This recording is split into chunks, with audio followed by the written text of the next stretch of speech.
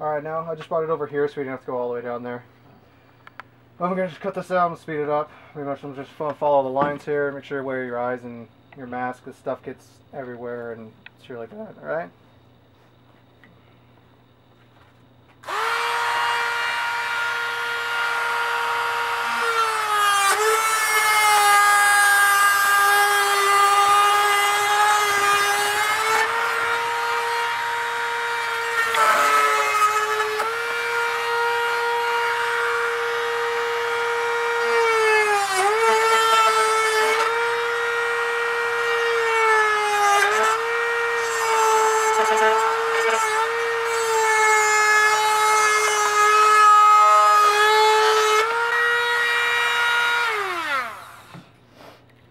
Alright, we're back here.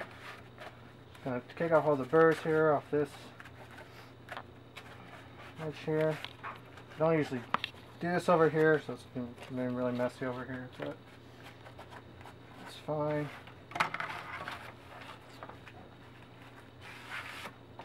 this away for right now. Alright, you have your basic shape. See here? Okay, but it's going to be obviously like this. Okay, so that's the back side here. Like I said, I kind of keep them consistent. I try to at least keep them pretty consistent. But you just have the, like I said, you just have the rough shape here, like this. Now what you can do is you can take the other piece here. And say, like I said, these little shavings get everywhere. You breathe them in while you're doing it and everything like that. It's no good. So you're good. This is where these clips come in. I don't know where my other clip is, but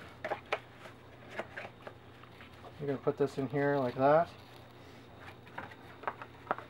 And the piece will fit on top like that. See, it holds it in there for you, pretty much. You don't really have to do much. That keeps it all lined up for you and everything. And what you do is you're going to trace it.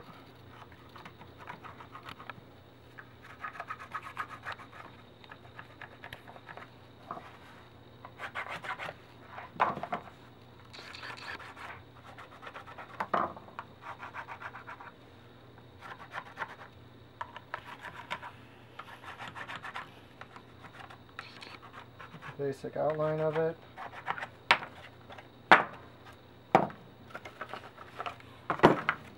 Then you have the basic outline again. And what we're going to do for this side, we're not going to have a shield on this side. So what you can do is you can bring it up as high as you want. I kind of tend to just pretty much, so it's going to cut here, I pretty much just kind of go around, go up the trigger guard here, and I'm pretty much just going to go straight across here, and then curve back down to the original one. Okay, because you got to keep the trigger guard completely enclosed. It's not a good idea to give people stuff that doesn't have the trigger guard completely closed. So what the good thing with a really good definition, if you can see, you can get right, you see where all the edges are, so you don't even have to worry about it. So I'm going to cut this out. I'm just going to speed this up, cut it out, and we'll be right back.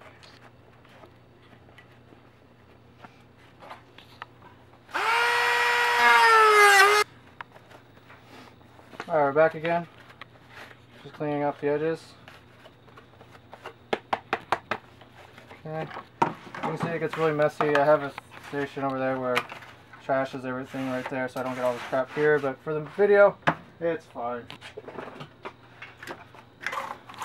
Alright, so now we have the two pieces that we need here.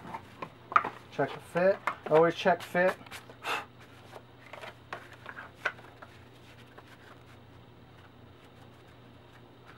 Fit looks good. We're slowly turning into the whole shit we have right now. Okay? So what we can do is you can cut.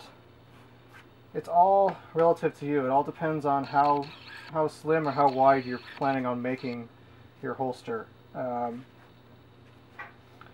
Pretty much, I won't tell you, like, I really can't tell you like my rule on it. Like I said, my belt loops are 3/4 of an inch, so my bend is 3/4 of an inch. So it just depends on what you want to do. It's all pretty much trial and error on where you want to put all your rivets and your bends. I try to keep them pretty close to my work to minimize the holster. I don't like, I see some people's holsters are like really wide, and it doesn't really work too well, so I keep that down to a minimum here. Okay, pretty much, I like the way that looks, pretty good. What we're going to do is we're going to go over to the sander. I'm going to put these clamps on here. We're going to go over to the sander. I'm pretty much just going to run those on the sander and get them pretty nice and even, and line up all the edges, make them all flush, because there's still, some of them are still a little bit off a little bit, but that's fine. Like I said, you can take the ruler here, and you're going to do the 1/3 of an inch, 3/4 of an inch, so that much. So the rivets, so then so the bend's going to be at the end of that ruler. So then you're going to have that much gap.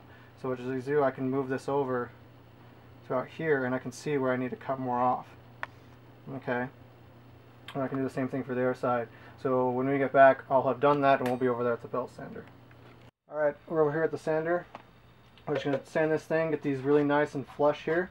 We're going to do as much as sanding as we can here and on here, so then when we go to the buffer, we don't have to do so much work, we can just work on polishing. Alright, let's get this going here.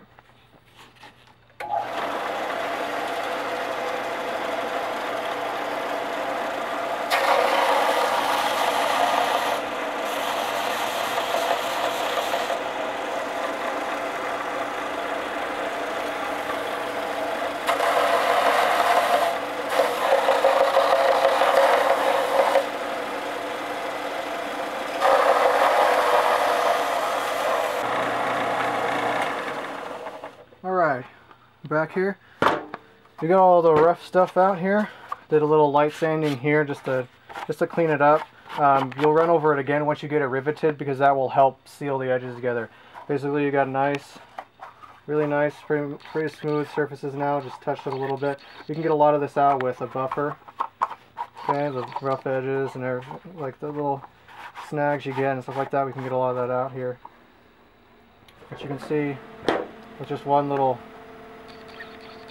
clamp there,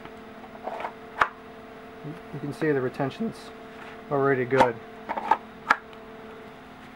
Okay, so we already know we're good. We already know we're going to be pretty good here.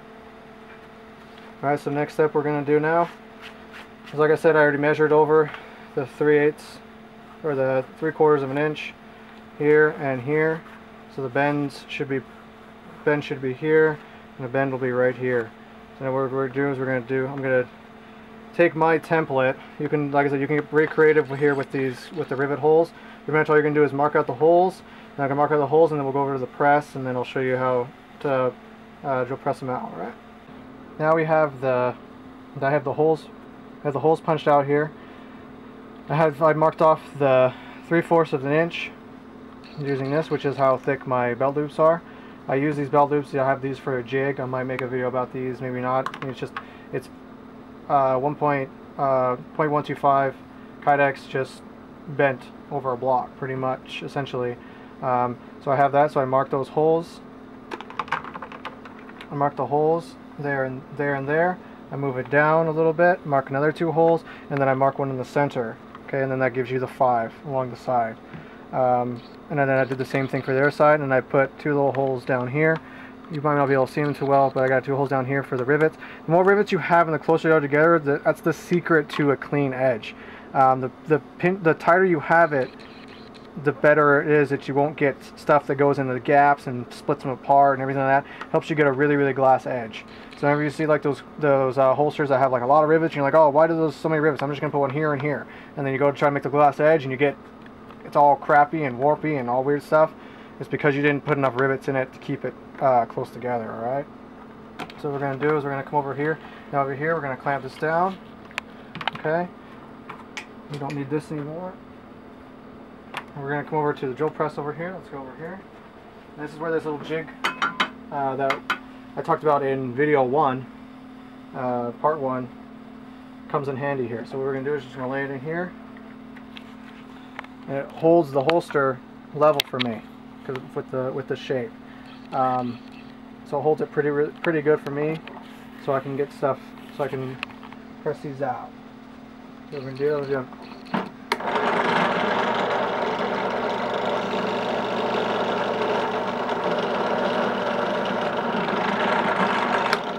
Now you can use a drill with this. It's a little more difficult. You can get misaligned holes and stuff like that, but it's pretty forgiving if you mess up the hole and you have to like make one hole a little bit bigger. The rivet will pretty much cover it up. It's sloppy that way. That's why you get stuff like this. You don't have to worry about stuff like that, or just do it really carefully if you're doing it with a drill.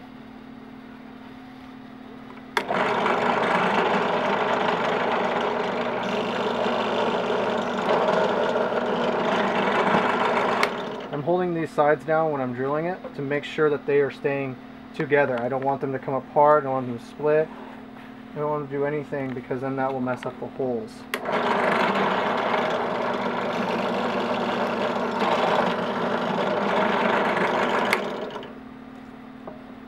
Alright, I'm going to speed this up and just finish off these holes.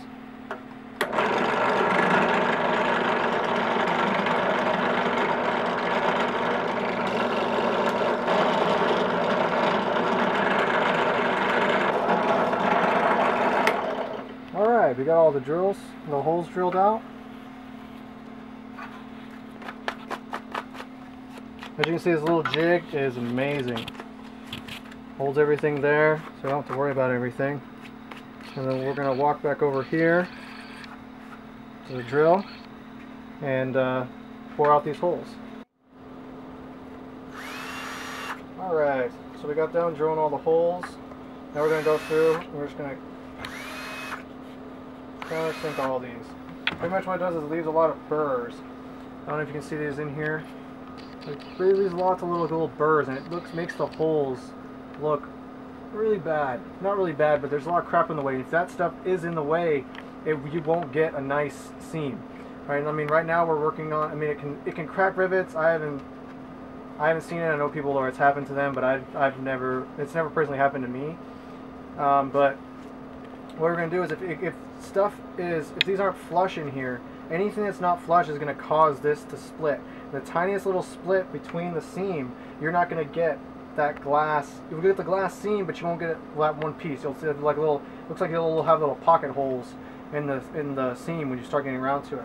So I'm just going through and getting a nice rim with the countersink here around each hole. I'm going to go inside and outside here and just clean up all these holes.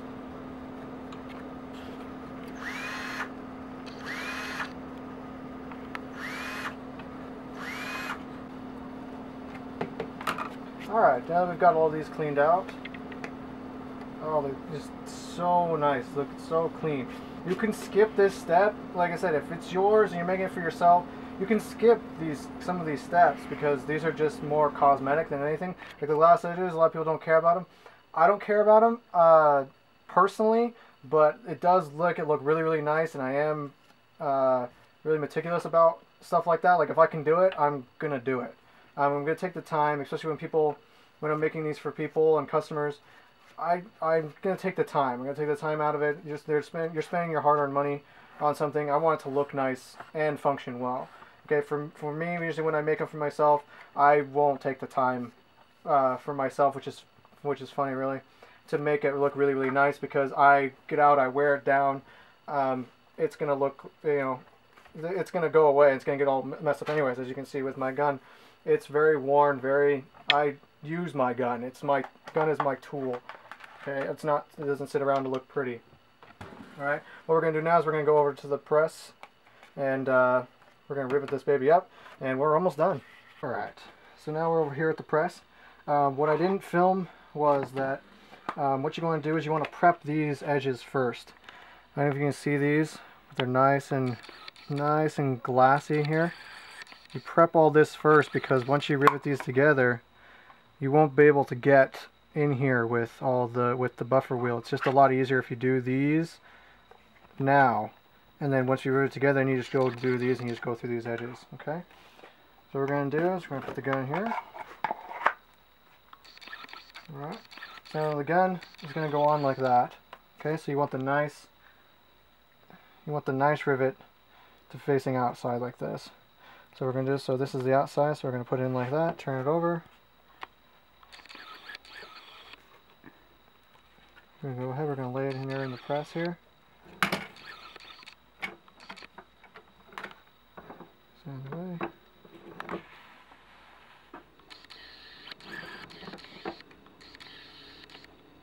Put that lined up, okay. There we are. And we're going to press. It's in. So when you got the nice dive press, you got the nice, really nice rivets. And you just go all the way around. Now you can see why in the first video I had it set up. I have the thing inside there so it frees up my hands. So I don't want to keep holding that in there. And we'll just keep going around here.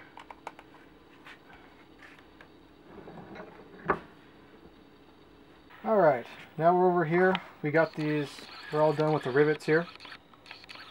What we've done, I've already done one of the curves here on this piece here. Basically what this is, basically you need jigs. You need to make little jigs for stuff, everything like that. It makes it so much easier. Do you need to put the curve in there? No. Does it help a lot? Yes. Just depends on what you want to do. Basically all it is two pieces of board together. Sandwiched together with the measurement of the .06 put together, plus like a little bit for room for the rivet, and then you put the tape on each edge so you don't scratch anything. Again, it's all about looking nice when you're giving it to a customer. And pretty much what it is that you've screwed it here, so it allows us a little bit of flex here, so I can pinch that down because you got to keep it tight at the same time. So what we're going to do is you just lay it over here on the edge of the table here. And instead, I've already done the first edge here. So what you do, and it's only 3/4 of an inch. Like everything is 3/4 of an inch for me. That's what I do. The belt loops, the spacing, everything like that. It's 3/4 of an inch. Keeps it simple. So when you push it in, it goes right to the line we have here. Okay, so we don't have to worry about the line being tilted or weird or anything like that. You got to be extremely careful here. You can mess up a lot on this. Especially this side over here is fine. You won't really mess up too much on here, but here you will mess up. This is where your retention is. If you soften this up, the gun will not stay in. As you see right now, we have really, really nice retention right now. Really nice. Things not coming out, okay? Unless you give it a good yank. All right. So our retention's really, really good. We don't really want to mess with that too much. So we keep that in there. Now we're just going to put your heat gun here. So the heat gun comes in. We're going to turn it on here. We're going to keep it on low setting. And we're just going to kind of keep it up here. You can get little tips for these that makes this a little bit easier. We're pretty much going to, I don't want to touch any of that with the heat. So I'm going to come up here and just take fast passes across. Slowly heat it. If you do not do this and you keep it in one place for too long, you will over gloss the Kydex. It will make it look like crap. Alright, so you come over here, we'll come under this part under here. And you'll see that it will start to get soft.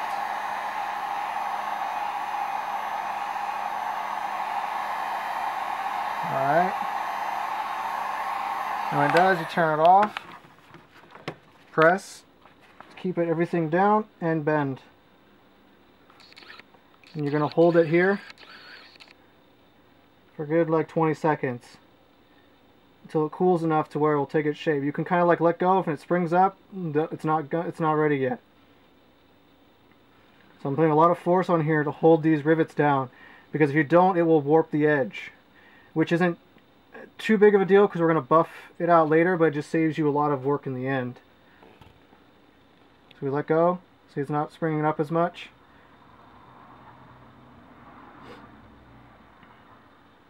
And there it's holding its shape. So we know it's good. Let's hold it for a little bit longer. And we're good. And then you have your curve you want. You can make this, you can bend this any You can bend it however you want, as much as you want. Now you got that classic C shape, what they call it, or that body hugging curve thing. And then you can test retention to see if you still have good retention. We still got good retention. Still very good. Very nice. Okay. Alright, now what we're going to do now is we're going to head over to the buffer here, and we're going to make these glass edges. And then you clean it off and you're done. Let's head over there now. Alright, now we're back with the last part of this. Everything's all done. Pretty much what I did is I went over to the sand over there and just sanded down the pieces, the edges, once more with the really fine grit, and then you get an edge like this. It's pretty good. I mean, it's nice. It's done. But then I already took the liberty of buffing one other half of it. But then the other half, you get these nice glossy edges. It just feels like glass, nicely rounded over. Looks like one piece of Kydex. All right, so let's get over here and we'll do the other half of this for you real fast, and we'll be done.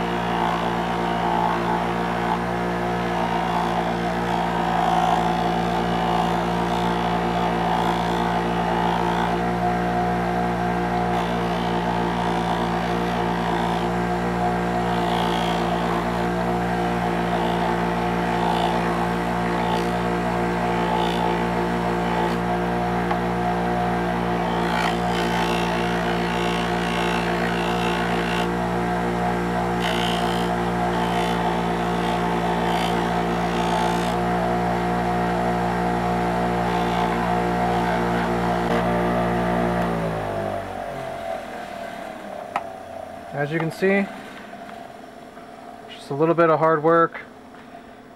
You can get these really nice edges, really gloss. Look at the shiny edges all the way around. Alright guys, we got the Imperial holster done.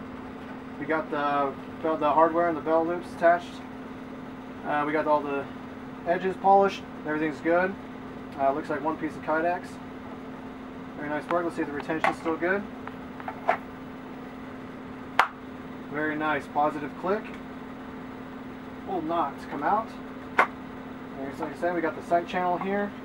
We got the ejection port thing there covered so we don't get any marring on the gun. That's it. That's it for that.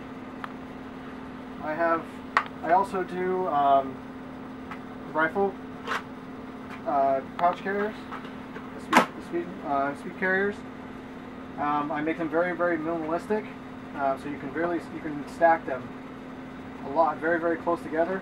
They do rounds forward, rounds rearward. It is left or right, left or right side. It is MOLLE capable. I know I see a lot of these out here that are not MOLLE capable, but these are not. These will not go anywhere, and they are also available for belt loops. They do both. I also have inside the waistband only, which is very minimalistic as well.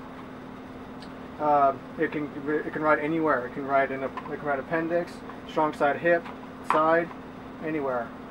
Has obviously the tensioners here. It's very good. Very positive clicks. Doesn't come out. All right. And I also do the pistol mags as well. All right. These are not on the website yet. They will be. I just haven't gotten everything up there yet. Like I said, no, my website is bansheeconcealmentsystem.com. I'll put a little link down here. Or you can visit my Facebook page as well. Put it down there. Depending on how many likes I get, I will give this holster away. I don't know how many left-handed G19 holsters people would want, but I'll give that away. So hopefully this helps you out if you want to make your own holster. If you want one, one of my holsters, as always, head out to fantasyconcealmentsystems.com. And always, thanks for watching, and thank you for your time.